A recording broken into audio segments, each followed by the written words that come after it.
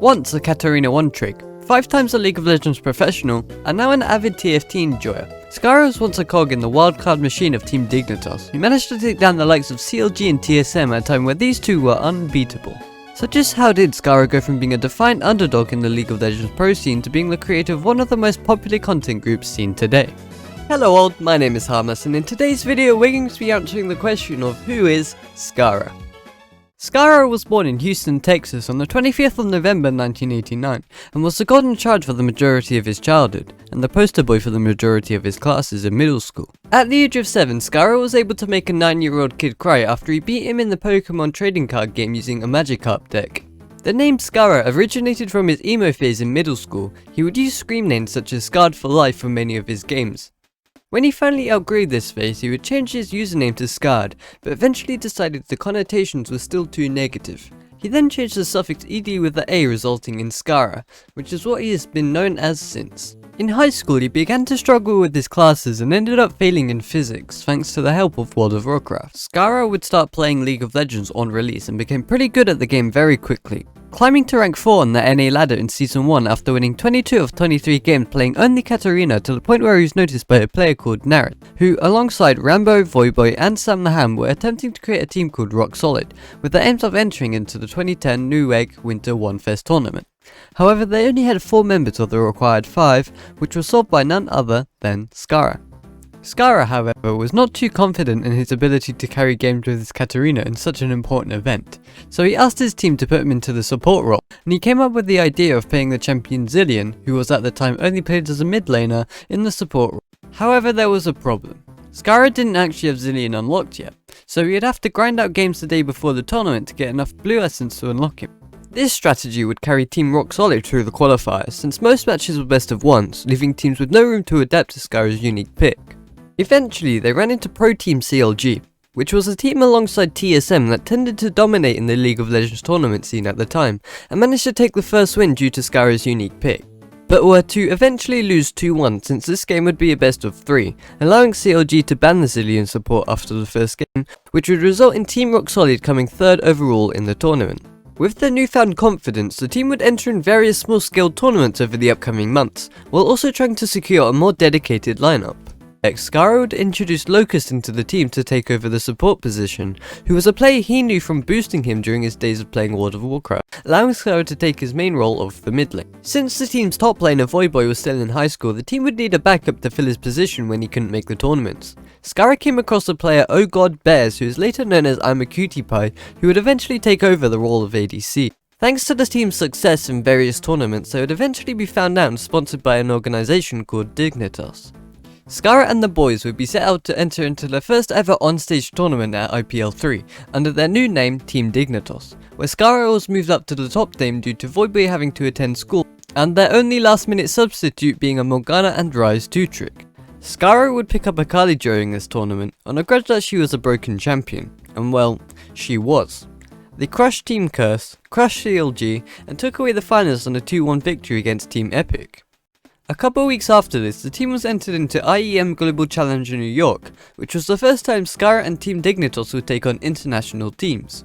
Scarra had to skip one of his finals to attend this tournament, which wasn't too much of a problem since he was focusing more on his League of Legends competitive side than his education.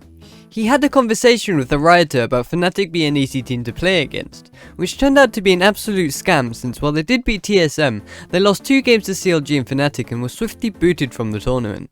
Soon after this, Scarra ran into an interviewer who went by the name of Carmack, who gave the creation to one of the most well-known league memes of the time. Your team are here tomorrow big? No, we're out. We couldn't go on. No. Your team are here tomorrow big? We'll be here, but we won't be playing. No.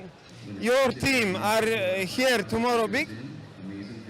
I don't know, sir. I don't know what you're saying. Truly a LOLW classic. Starting on the 17th of September 2011, Rampage would host a King of the Hill style tournament, where 2 teams would play against each other and the winner would then defend their title against the other participants over the next few weeks, and if they were beaten, the team that beat the current champion would replace them as the new King of the Hill, which would repeat over the course of the upcoming weeks. Scarra and Dignitas would stay as the undefeated king of the hill for the duration of all 6 weeks, despite the fact they were up against teams who were widely considered the best in the world. Back in the day when Quake was still a major esport, one of the most popular events of the time was the World Cyber Games, which was the gaming world's attempt at recreating the Olympics, where instead of teams competing as, well, their team, they would compete representing their countries, which ended up forcing nearly every top League of Legends team to change their rosters around. Team Dignitas, however, was composed entirely of American players, so this almost wasn't a problem for them, except from the fact that Jat has a dual American-Canadian citizenship and he helped out the Canadian team.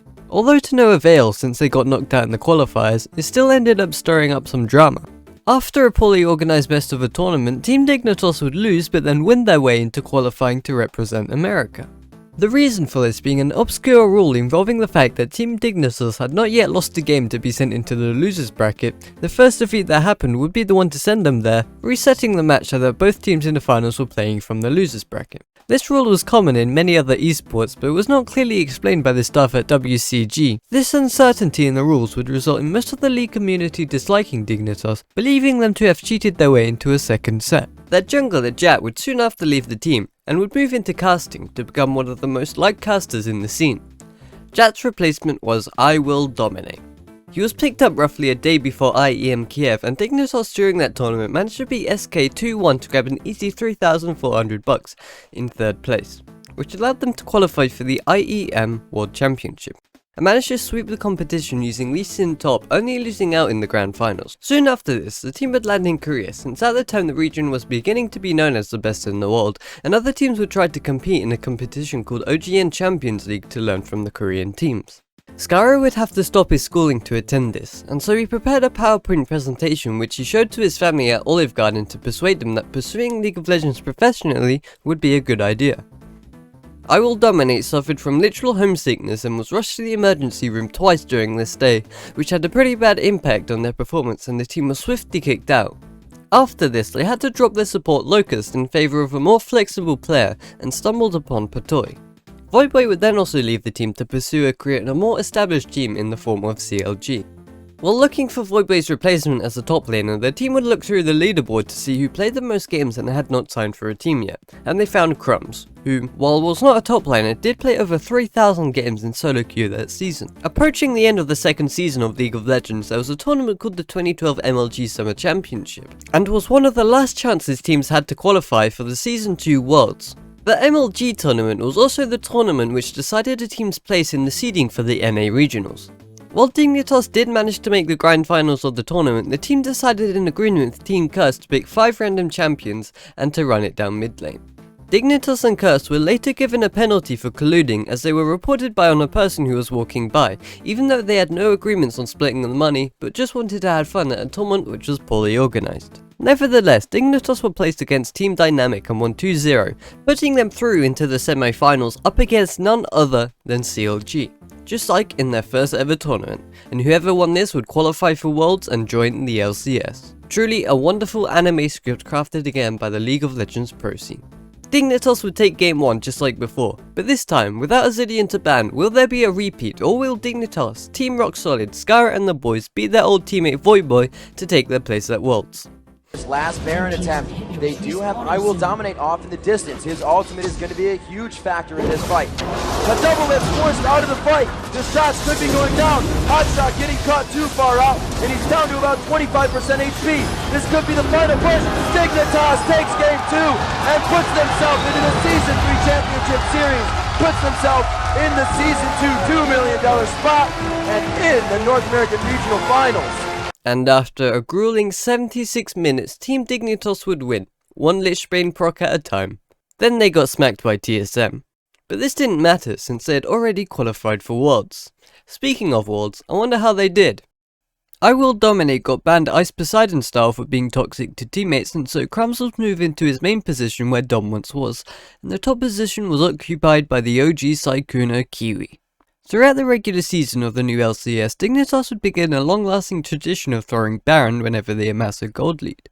After failing to qualify for the World Championship, Scarra would give up his position at Dignitas for Shifter.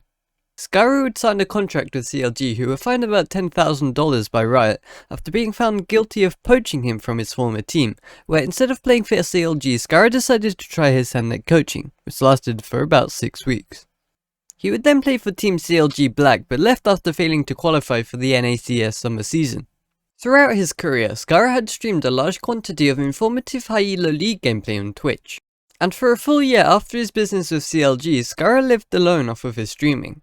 However, this year he spent was very lonely, as he only had 2 visitors throughout the entire year, one of those being his lease of the place of residence and the other being for his Twitch contract. Scarra would come to be good friends with an aspiring editor, Chris, who ended up acting as his manager, and would attend various gaming events, leading him to discovering and meeting Pokemon. Chris would eventually move in with Scarra, and after hearing Pokey also needed a place to stay in LA, they would manage to fit her in, as well as based Yuna. After a couple of years, the group would look into moving into a bigger house, and would be accompanied by a couple more content creators, which is where OfflineTV would then officially be created. Scarra would spend the next few years up to today creating a large range of videos with OfflineTV, as well as providing us with countless hours of enjoyable TFT and variety content through his stream, as well as his own personal YouTube channel, especially throughout the year of 2019, where he streamed every day throughout the entire year. And that is where we are today. I would like to give a special thanks to you, the viewer, for watching, because this will probably be a longer video than what I usually make, and while I would like to add more detail at the end, I also want to start uploading on schedule. It also gives me a good excuse to come back and remake these videos in the future, so if there's anything that I missed out that you feel is super important, be sure to leave it in a comment. But other than that, thanks for watching, I hope to see you next time, goodbye for now.